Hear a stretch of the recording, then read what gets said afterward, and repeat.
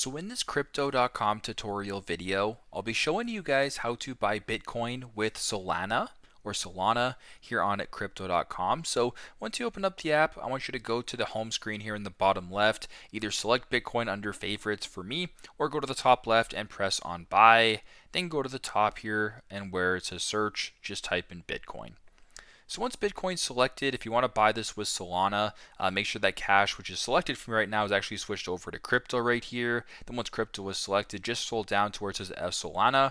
Press on that. Then if you have Solana in your account, you can select the amount of Bitcoin that you're looking to buy and how much Solana that'll cost. Go to the bottom, press on the blue buy button, and then proceed that way with the transaction. So very simple, very straightforward. This is how to buy Bitcoin with Solana on crypto.com. Thanks again for watching, and I hope this video helps.